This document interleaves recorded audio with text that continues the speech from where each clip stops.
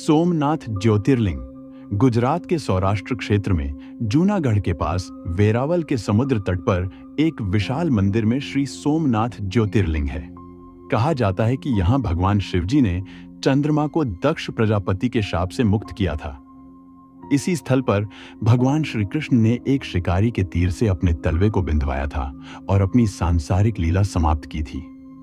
सोमनाथ जी का मंदिर अपने वैभव और समृद्धि के लिए भी विख्यात रहा है।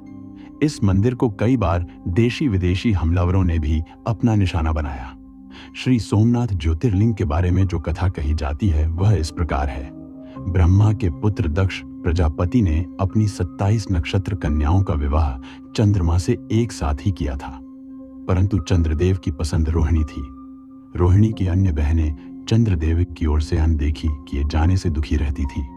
जब दक्ष प्रजापति तक यह बात पहुंची तो उन्होंने चंद्रदेव को सभी से समान व्यवहार करने के लिए समझाया, लेकिन जब चंद्रदेव पर कोई असर नहीं पड़ा तो दक्ष ने चंद्रदेव को क्षय रोग से ग्रस्त हो जाने का शाप दे दिया। इससे चंद्र का शरीर निरंतर घटने लगा। संसार में चांदनी फैलाने का उनका काम रुक गया। सभी जीव कष्ट उठाने लगे और दया की पुकार करने लगे। चंद्रदेव ने सभी देवताओं, महर्षियों आदि को अपनी मदद के लिए पुकारा, परंतु कोई उपाय नहीं मिला। इससे असहाय देवता चंद्र को लेकर ब्रह्मा जी की शरण में पहुंचे। ब्रह्मा जी ने चंद्रमा को अन्य देवताओं के साथ प्रभास क्षेत्र में सरस्वती के समुद्र से मिलन स्थल पर जाकर मृत्युंजय भगवान शिव की आराधना करने को कहा। इस पर चंद्रमा ने प्रभास क्षेत्र में देवताओं के साथ जाकर 6 मास तक 10 करोड़ महामृत्युंजय मंत्र का जाप किया। चंद्रदेव की आराधना से प्रसन्न होकर भगवान शिव और माता पार्वती वहां प्रकट हुए और चंद्रदेव को अमरता का वरदान दिया। दक्ष के शाप का असर उन्होंने यह वरदान देकर कम कर दिया कि महीने के 15 दिनों में चंद्रदेव के शरीर का थोड़ा थोड़ा क्षय घटेगा और इन 15 दिनों को कृष्ण पक्ष कहा जाएगा। बाद की 15 तिथियों में रोज चंद्रदेव का शरीर थोड़ा थोड़ा बढ़ते हुए 15वें दिन पूरा हो जाएगा। इन 15 दिनों को शुक्ल पक्ष कहा जाएगा। इस वरदान से चंद्रदेव का संकट टल गया और वह फिर से समूचे जगत पर चांदनी बरसाने लगे। इस दौरान चंद्रदेव और अन्य देवताओं ने भगवान शिव से माता पार्वती समेत वहीं वास करने की प्रार्थना की, जिसे भगवान शिव ने स्वीकार कर लिया और वहीं वास करने लगे। पावन प्रभासक क्षेत्र में स्थित इस सोमनाथ ज्योतिर्लिंग की महिमा महाभारत, श्रीमद् भागवत तथा स्कंद पुराण आदि में विस्तार से बताई गई है। चंद्रमा का एक नाम सोम भी है। उन्होंने भगवान शिव को ही अपना नाथ स्वामी मानकर यहाँ तपस्या की थी। अतः इस ज्योतिर्लिंग को सोमनाथ कहा जाता है। इसके दर्शन, पूजन, आराधना से भक्तों के जन्म जन्मांतर के सारे पाप और दुष्कृत्य विनष्ट हो जाते हैं। वे भगवान शिव और माता पार्वती की अक्षय कृपा का पात्र बन जाते हैं। मोक्ष का मार्ग उनके लिए सहज ही सुलभ हो जाता है। उनके लौकिक पारलौकिक सारे कृत्य स्वयमेव सफल हो जाते हैं। मल्लिकार्जुन ज्योतिर्लिंग कर्नाटक के कृष्णा जिले में मल्लिकार्जुन ज्योतिर्लिंग के रूप में महादेव शिव का महादेवी सहित वास है। यह ज्योतिर्लिंग कृष्णा नदी के तट पर श्रीशैल पर्वत पर है। धर्म ग्रंथों में कहा गया है कि श्रीशैल के दर्शन मात्र से ही सभी कष्ट दूर हो जाते हैं। इस ज्योतिर्लिंग की स्थापना से जुड़ी कथा इस प्रकार है। भगवान शिव के दोनों पुत्र श्री गणेश और स्वामी कार्तिकेय में इस बात पर विवाद हो गया कि पहले किसका विवाह हो। इस पर पिता भगवान शिवजी और माता पार्वती ने कहा कि जो पहले धरती की परिक्रमा करके लौटेगा उसी का विवाह पहले कराया जाएगा। इस पर फुर्तीले कार्तिकेय तुरंत परिक्रमा के लिए निकल गए, लेकिन श्री गणेश चूंकि शरीर से मोटे थे इसलिए वह उस फुर्ती से नहीं निकल पाए और इसके लिए उन्होंने नया उपाय ढूंढ निकाला। शास्त्रों के अनुसार माता पिता की पूजा धरती की ही परिक्रमा मानी जाती है और उसका भी वही फल मिलता है जो कि पूरी धरती की परिक्रमा से मिलता है। इस उपाय के ध्यान में आते ही श्री गणेश जी ने माता पार्वती और पिता शिव शंकर को आसन पर बिठाकर उनकी पूजा शुरू कर दी। इससे प्रसन्न होकर भगवान शिव शंकर ने उनकी शादी विश्वरूप प्रजापति की 2 कन्याओं रिद्धि और सिद्धि से करा दी। इधर जब तक स्वामी कार्तिकेय धरती की परिक्रमा करके माता पिता के पास पहुंचे तब तक श्री गणेश जी क्षेम और लाभ नाम के 2 पुत्रों के पिता भी बन चुके थे। इस पर कार्तिकेय माता पिता के पैर छूने के बाद रूठकर क्रौंच पर्वत पर चले गए। माता पिता बाद में उन्हें मनाने के लिए मल्लिका और अर्जुन के रूप में वहां गए तो उनके आने की खबर सुनते ही कार्तिकेय वहां से भागकर 3 योजन पर चले गए। क्रौंच पर्वत श्री शैल क्षेत्र के निवासियों के कल्याण हेतु भगवान शिव शंकर और माता पार्वती वहीं ज्योतिर्लिंग के रूप में बस गए। इनकी अर्चना सर्वप्रथम मल्लिका पुष्पों से की गई थी। मल्लिकार्जुन नाम का यही कारण है। श्री महाकालेश्वर ज्योतिर्लिंग श्री महाकालेश्वर का स्थान भगवान शिव के ज्योतिर्लिंगों में तीसरा है। यह मध्य प्रदेश की उज्जैन नगरी में स्थित है। उज्जैन में क्षिप्रा नदी से कुछ दूरी पर स्थित मंदिर में ज्योतिर्लिंग विद्यमान है। इस ज्योतिर्लिंग की स्थापना से जुड़ी कथा इस प्रकार है। उज्जैन में चंद्रसेन नामक शिव भक्त राजा था। श्रीकर नामक एक 5 वर्ष के बालक ने एक बार राजा को शिवलिंग की पूजा करते देखा तो घर आते समय वह एक पत्थर का टुकड़ा घर ले आया और उसी को शिवलिंग मानकर उसकी पूजा करने लगा। यह देखकर उस बालक की माता ने पत्थर उठाकर घर से बाहर फेंक दिया और बालक को घर के अंदर ले जाने लगी तो बालक चीख पुकार करने लगा और भगवान शिव शंकर को मदद के लिए पुकारते पुकारते बेहोश हो गया। इस पर भगवान शिव से रहा नहीं गया और जब बालक होश में आया तो उसने देखा कि सामने सोने के दरवाजों वाला विशाल मंदिर है। उसके अंदर उपस्थित ज्योतिर्लिंग रोशनी की अद्भुत छटा बिखेर रहा है। इस पर बालक पहले तो अचरज में डूबा और फिर खुश होकर भगवान शिव की स्तुति करने लगा। जब बालक की माता ने यह सब देखा तो बालक को उठाकर गले से लगा लिया। यह खबर जंगल में आग की तरह फैल गई और राजा चंद्रसेन भी यह चमत्कार देखने को आया और उसने उस बालक की भक्ति की सराहना की। तभी वहां हनुमान जी प्रकट हुए और उन्होंने भी बालक की भक्ति की सराहना की। इस गोप बालक की 8वीं पीढ़ी में धर्मात्मा नंद गोप का जन्म होगा। द्वापर युग में भगवान विष्णु कृष्ण अवतार लेकर उनके वहां तरह तरह की लीलाएं करेंगे। हनुमान जी इतना कहकर अंतर्धान हो गए। उस स्थान पर नियम से भगवान शिव की आराधना करते हुए अंत में श्रीकर गोप और राजा चंद्रसेन शिवधाम को चले गए। यही ज्योतिर्लिंग महाकालेश्वर ज्योतिर्लिंग के रूप में पूजा जाता है। इस ज्योतिर्लिंग के विषय में एक दूसरी कथा इस प्रकार कही जाती है। किसी समय अवंतिकापुरी में वेद पाठी तपोनिष्ठ एक अत्यंत तेजस्वी ब्राह्मण रहते थे। एक दिन दूषण नामक एक अत्याचारी असुर उनकी तपस्या में विघ्न डालने के लिए वहां आया। ब्रह्मा जी से वर प्राप्त कर वह बहुत शक्तिशाली हो गया था। उसके अत्याचार से चारों ओर त्राही त्राही मची हुई थी। ब्राह्मण को कष्ट में पड़ा देखकर प्राणी मात्र का कल्याण करने वाले भगवान शंकर वहां प्रकट हो गए। उन्होंने एक हुंकार मात्र से उस दारुण अत्याचारी दानव को वहीं जलाकर भस्म कर दिया। भगवान वहां हुंकार सहित प्रकट हुए, इसीलिए उनका नाम महाकाल पड़ गया। इसीलिए परम पवित्र ज्योतिर्लिंग को महाकाल के नाम से जाना जाता है। ओंकारेश्वर ज्योतिर्लिंग मध्य प्रदेश की ही नगरी शिवपुरी में मानधाता पर्वत पर भगवान शिव ओंकारेश्वर ज्योतिर्लिंग के रूप में मौजूद है। इसकी स्थापना से जुड़ी कथा इस प्रकार है। एक बार विंध्य पर्वत ने 6 महीने तक ओंकारनाथ की तपस्या की, जिससे प्रसन्न होकर भगवान शिव जी प्रकट हुए और विंध्यांचल को वरदान स्वरूप ज्योतिर्लिंग के रूप में वहां पर वास करने का वचन दिया। इस ज्योतिर्लिंग मंदिर के भीतर 2 कोठरियों से होकर जाना। भीतर अंधेरा रहने के कारण यहां निरंतर प्रकाश जलता रहता है। ओंकारेश्वर लिंग मनुष्य निर्मित नहीं है, स्वयं प्रकृति ने इसका निर्माण किया है। इसके चारों ओर हमेशा जल भरा रहता है। संपूर्ण मानधाता पर्वत ही भगवान शिव का रूप माना जाता है। इसी कारण इसे शिवपुरी भी कहते हैं। लोग भक्ति पूर्वक इसकी परिक्रमा करते हैं। कार्तिकी पूर्णिमा के दिन यहाँ बहुत भारी मेला लगता है। यहाँ लोग भगवान शिव जी को चने की दाल चढ़ाते हैं। रात्रि की शिव आरती का कार्यक्रम बड़ी देदी भव्यता के साथ होता है। तीर्थयात्रियों को इसके दर्शन अवश्य करने चाहिए। इस ओंकारेश्वर ज्योतिर्लिंग के 2 स्वरूप हैं। एक को ममलेश्वर के नाम से जाना जाता है। यह नर्मदा के दक्षिण तट पर ओंकारेश्वर से थोड़ी दूर हटकर है। पृथक होते हुए भी दोनों की गणना एक ही में की जाती है। लिंग के 2 स्वरूप होने की कथा पुराणों में इस प्रकार दी गई है।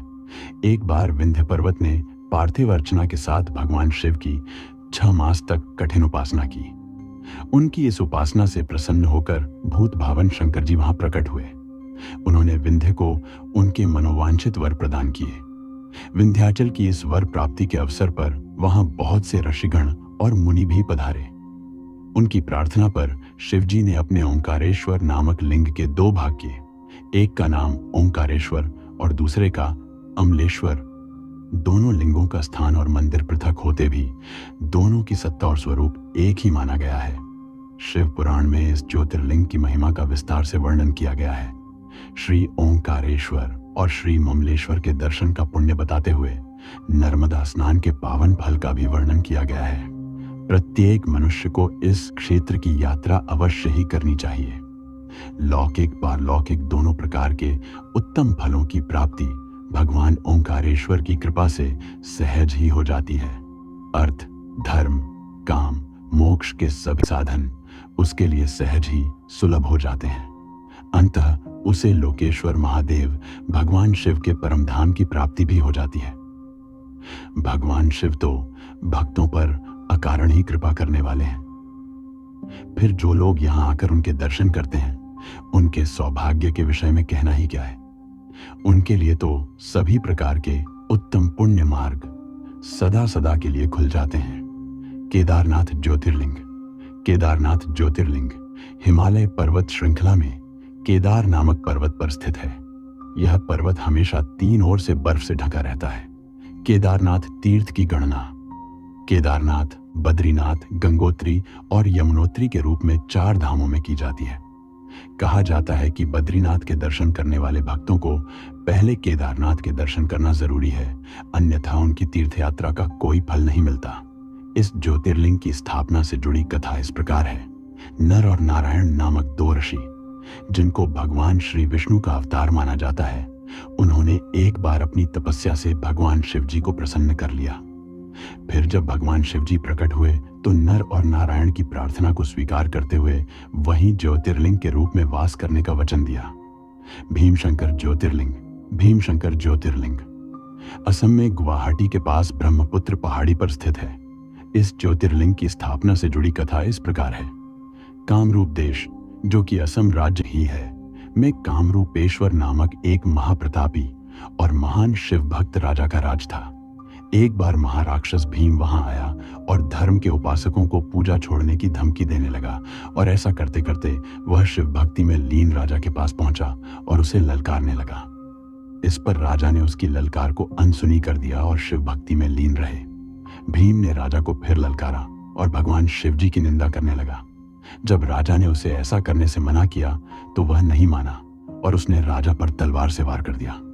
तलवार राजा की बजाय शिवलिंग पर लगी, तभी भगवान शिव जी तत्काल प्रकट हुए और उन्होंने महाराक्षस का वध कर डाला। इस पर ऋषियों और मुनियों ने भगवान शिव से वहां ज्योतिर्लिंग के रूप में वास करने की प्रार्थना की तो शिव जी मान गए। तभी से उस ज्योतिर्लिंग का नाम भीमशंकर पड़ गया। विश्वेश्वर ज्योतिर्लिंग काशी नगरी में श्री विश्वेश्वर ज्योतिर्लिंग स्थित है। कहा जाता है कि प्रलय काल में भी काशी नगरी का कुछ नहीं बिगड़ता। भगवान शिव जी इसे अपने त्रिशूल पर धारण कर लेते हैं और फिर सृष्टि की शुरुआत होने पर इसे नीचे उतार देते हैं। इसी स्थल पर भगवान श्री विष्णु जी ने श्रोणिज सृष्टि पैदा करने की कामना लेकर भगवान शिव को प्रसन्न करने के लिए घोर तप किया था। इस दौरान भगवान श्री विष्णु के सोने पर उनकी नाभि से कमल पर बैठे ब्रह्मा जी ने जन्म लिया था, जिन्होंने सारे संसार की रचना की थी। कहा जाता है कि यहाँ प्राण त्याग करने वालों के कान में भगवान शिव जी तारक मंत्र का उपदेश देते हैं, जिससे वह प्राणी मोक्ष को पा जाता है। काशी में यह ज्योतिर्लिंग विश्वनाथ मंदिर में प्रतिष्ठापित है। त्र्यंबकेश्वर ज्योतिर्लिंग महाराष्ट्र के नासिक में त्र्यंबकेश्वर ज्योतिर्लिंग स्थित है। यहाँ एक नहीं 3 छोटे छोटे लिंग हैं, जिन्हें ब्रह्मा, विष्णु और महेश, इन 3 देवों का प्रतीक कहा जाता है। इसी कारण इस ज्योतिर्लिंग को त्र्यंबकेश्वर कहा गया है। कहा जाता है कि गौतम ऋषि और गोदावरी की प्रार्थना से भगवान शिव ने यहाँ ज्योतिर्लिंग के रूप में वास करने की कृपा की और त्र्यंबकेश्वर नाम से विश्व विख्यात हुए। बैद्यनाथ ज्योतिर्लिंग झारखंड के देवधर में स्थित है। श्री बैद्यनाथ ज्योतिर्लिंग। कहा जाता है कि एक बार राक्षसों के राजा रावण ने कैलाश पर्वत जाकर भगवान शिव जी की तपस्या की और अपने 9 सिर काटकर बारी बारी से शिवलिंग पर चढ़ा दिए। जब वह अपना 10वां सिर काटने लगा तो भगवान शिव जी प्रकट हुए और रावण से वरदान मांगने को कहा। इस पर रावण ने ज्योतिर्लिंग रूप में भगवान शिव जी से चलकर लंका में रहने का अनुरोध किया। तो भगवान शिव जी ने कहा कि यदि ज्योतिर्लिंग मार्ग में भूमि पर रख दिया तो वह वहीं रह जाएगा। रावण ज्योतिर्लिंग लेकर चल दिया। चलते चलते उसे लघु शंका हुई तो वह एक राहगीर को शिवलिंग थमाकर लघु शंका के लिए चला गया। उस राहगीर से जब शिवलिंग का बोझ सहन नहीं हुआ तो उसने उसे वहीं रख दिया। जब रावण लौटकर आया तो उसने देखा कि शिवलिंग मार्ग पर रखा हुआ है। उसने उसे उठाने की भरपूर कोशिश की लेकिन वह नहीं उठा। हारकर रावण लंका चला गया। उसके जाने के बाद ब्रह्मा, विष्णु और अन्य देवतागण वहां पधारे और उन्होंने पूजा अर्चना के बाद उसी स्थान पर ज्योतिर्लिंग की प्रतिष्ठा कर दी। नागेश्वर ज्योतिर्लिंग। नागेश्वर ज्योतिर्लिंग गुजरात के द्वारका के द्वारुक वन में स्थित है। इस ज्योतिर्लिंग की स्थापना से जुड़ी कथा इस प्रकार है। सुप्रिय नामक एक वैश्य भगवान शिव जी का अनन्य भक्त था। एक बार जब वह नौका पर सवार होकर कहीं जा रहा था तो दारुक नामक राक्षस ने उस पर आक्रमण कर दिया और सुप्रिय तथा उसके साथी यात्रियों को पकड़कर अपनी पुरी ले जाकर जेल में बंद कर दिया। सुप्रिय जेल में भी शिव भक्ति में ही लीन रहता था। इसकी खबर जब दारुक को मिली तो वह वहां आकर सुप्रिय को डांटने और फटकारने लगा। जब सुप्रिय पर इसका कोई असर नहीं पड़ा तो दारुक ने अपने सेवकों से उसकी हत्या करने को कह दिया। इस पर भी सुप्रिय तनिक भी विचलित नहीं हुआ। यह सब जब भगवान शिवजी से नहीं देखा गया तो वह कारागार में ही सोने के चमकते हुए सिंहासन पर ऊंचे ज्योतिर्लिंग के रूप में प्रकट हुए। उन्होंने सुप्रिय को अपना पाशुपात नामक अचूक अस्त्र भी दिया और दर्शन देकर अनंत ध्यान हो गए। सुप्रिय ने इस अस्त्र से राक्षस का वध कर दिया और शिवधाम को चला गया। भगवान शंकर के आदेशानुसार इस ज्योतिर्लिंग का नाम नागेश्वर ज्योतिर्लिंग रख दिया गया। रामेश्वर ज्योतिर्लिंग। सेतुबंध। रामेश्वर ज्योतिर्लिंग की स्थापना स्वयं मर्यादा पुरुषोत्तम भगवान श्री राम ने की थी। श्री राम जब लंका पर चढ़ाई करने के लिए समुद्र तट पर पहुंचे तो वहां पानी पीने लगे। तभी आकाशवाणी सुनाई दी, मेरी पूजा किए बगैर जल पीते हो। इस वाणी को सुनकर भगवान श्री राम ने तट की रेत से ही वहीं लिंग मूर्ति बनाई और शिवजी की आराधना करने लगे। तभी भगवान शिवजी प्रसन्न होकर वहां प्रकट हुए तो श्री राम जी ने रावण पर विजय का आशीर्वाद मांगा, जो शिवजी ने सहर्ष ही दे दिया। श्री राम जी ने संसार के उपकार के लिए भगवान शंकर जी से ज्योतिर्लिंग के रूप में सदैव वहां वास करने का वचन भी ले लिया। इस प्रकार रामेश्वरम ज्योतिर्लिंग की स्थापना हुई। धुष्मेश्वर ज्योतिर्लिंग महाराष्ट्र के औरंगाबाद में इलोरा गुफाओं के पास स्थित है। श्री धुष्मेश्वर ज्योतिर्लिंग। धुष्मेश्वर महादेव के दर्शन से सभी पाप दूर हो जाते हैं और जीवन में सुख ही सुख आ जाता है। इस ज्योतिर्लिंग की स्थापना से जुड़ी कथा इस प्रकार है। दक्षिण देश में देवागिरी पर्वत के पास सुधर्मा नामक ब्राह्मण अपनी पत्नी सुदेहा के साथ रहता था। दोनों में बहुत प्यार था और दोनों ही सुखपूर्वक रह रहे थे। उन्हें एक ही दुख था कि उनकी कोई संतान नहीं थी। सुधर्मा ज्योतिषी भी था। उसने अपने ज्योतिष गणित से यह पता लगा लिया था कि सुदेहा से उसे संतान सुख नहीं मिलेगा और यह बात उसने सुदेहा को भी बता दी थी। ऐसे में सुदेहा ने अपनी बहन धुष्मा से दूसरा विवाह करने का प्रस्ताव अपने पति के समक्ष रखा तो पहले तो सुधर्मा ने मना कर दिया, लेकिन बाद में वह सुदेहा की जिद के आगे मान ही गया। धुष्मा भी अच्छे संस्कारों वाली थी। वह नित्य 101 पार्थिव शिवलिंग बनाकर उनका विधिवत पूजन कर उन्हें जल में प्रवाहित करती थी। भगवान शिव जी की कृपा से कुछ ही दिनों में धुष्मा गर्भवती हो गई और उसे पुत्र रत्न की प्राप्ति हुई। पूरा परिवार खुश हो गया, लेकिन कुछ दिनों बाद सुहेहा को अपना बांझपन खलने लगा और उसे सौतियां डाह सताने लगी। जैसे जैसे धुष्मा का पुत्र बड़ा होता गया वैसे वैसे सुदेहा की जलन भी बढ़ती गई। धुष्मा का पुत्र जवान हो गया और उसका विवाह भी हो गया। सुदेहा अब स्वयं को असुरक्षित मानने लगी। वह सोचती रहती कि धुष्मा का पुत्र और उसकी पत्नी उसकी सारी संपत्ति हड़प लेंगे। एक दिन जब रात में धुष्मा का पुत्र अपनी पत्नी के साथ सो रहा था, तभी सुदेहा ने उसे मार डाला और उसका शव उसी तालाब में ले जाकर डाल दिया जिसमें धुष्मा रोज पार्थिव शिवलिंगों को प्रवाहित करती थी। सुबह धुष्मा की बहू ने अपने पति को गायब पाया और बिस्तर पर खून देखा तो वह रोने लगी। लेकिन धुष्मा अपने नित्य कार्यों में लगी रही और उसने 101 पार्थिव शिवलिंग बनाकर उनकी पूजा की और उन्हें तालाब में छोड़ने ले गई। तालाब में शिवलिंगों को प्रवाहित करने के बाद जब वह घर लौटने लगी तो उसने देखा कि तालाब में से उसका पुत्र जीवित होकर बाहर निकल आया। इस सारी घटना को धुष्मान ने भगवान शिव की ही लीला मानी। इस पर प्रसन्न होकर भगवान शिव प्रकट हुए और उन्होंने धुष्मा से वर मांगने को कहा। तो धुष्मा ने कहा कि भगवान, आप यहीं इसी स्थान पर सदा के लिए वास करें। मैं आपसे ऐसा वरदान मांगती हूं, तभी ऐसा ही होगा। कहकर भगवान शिवजी ज्योतिर्लिंग के रूप में बदल गए और धुष्मा ने उनकी विधिवत प्रतिष्ठा कर दी।